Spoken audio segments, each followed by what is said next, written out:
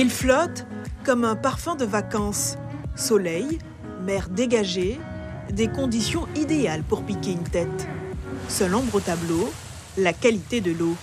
La plage du chemin Hilaire est contaminée par des matières fécales, mais aucun panneau pour l'indiquer. En fait, c'est le premier réflexe que j'ai eu, c'est de regarder effectivement s'il y avait un panneau, mais j'ai pas eu de panneau, voilà. Donc cela fait que j'ai interdit mes filles de se baigner. Elles fassent trempette, qu'elles jouent avec le sable, mais pas la baignade. Ce quai est loin d'être isolé. 9 sites font l'objet d'une interdiction de baignade par arrêtés municipaux et préfectoraux. Sur l'île de Cayenne, les plages de Grande, Chemin Hilaire, Zéphyr, Colibri et le lac Sakharin. La crique Patate à Montsinéry et Fourgassier à Roura sont aussi épinglés. Au pays des savanes, drapeau rouge pour les criques Toussaint et Organabo.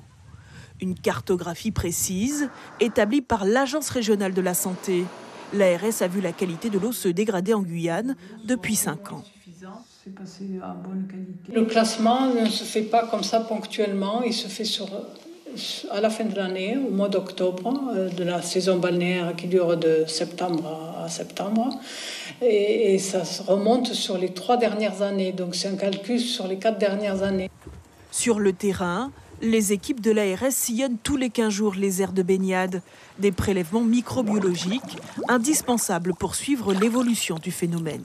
Le plus souvent, c'est l'eau que je regarde. S'il n'y a pas de taches d'huile, s'il n'y a pas de mousse, voilà.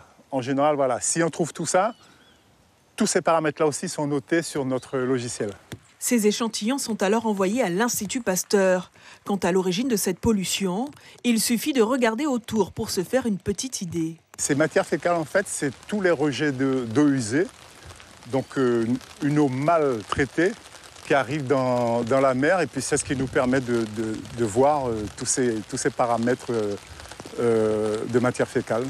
Des hypothèses qui peuvent être encore affinées grâce au profil de baignade, obligatoire pour les mairies et subventionné en partie par l'Office de l'eau.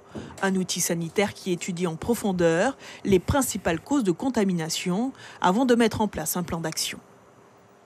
Il y a 3 types de profils. Donc un profil de type 1, c'est pour les eaux de bonne qualité, en général qui s'arrêtent juste à la phase 1, il s'agit juste de faire un état des lieux.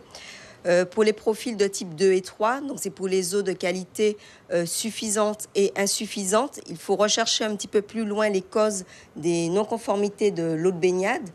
Ce sont des études qui peuvent prendre un petit peu plus longtemps, donc on va dire à peu près 6 mois à 1 an. Mais aujourd'hui, concrètement, il n'y a aucun profil d'élaboré. Une ville s'apprête à être en conformité. Sinnamary, la municipalité vient tout juste d'entreprendre les démarches pour effectuer ces profils de baignade. Sur ce territoire, les extrêmes se côtoient. D'un côté, la crique Toussaint, interdite de baignade, et de l'autre, Cancelère, seul site de Guyane, a décroché le logo d'excellence. Pour certains professionnels de l'environnement, la réponse peut se trouver du côté des prix de Yilly. Le parallèle, en fait, par rapport à la crique Toussaint, c'est qu'en amont de la crique Cancelère, sur son bassin versant, on a un immense marais que sont les prés qui sont en gestion à la commune de Sinnamary, propriété du Conservatoire du Littoral pour une partie. Et ce marais, en fait, il a un rôle de filtre sur le bassin amont de la crique Yilly. Donc, parce que crique Yilly, c'est le début de la crique Cancelère. Donc crique Yilly se verse dans le marais et ensuite le marais, les eaux filtrées, repartent dans la crique Cancelère propre. En Guyane, 20 sites de baignade ont été déclarés et contrôlés. Mais quid de certains points d'eau aménagés par des privés qui échappent au contrôle des autorités sanitaires, faute de recensement administratif.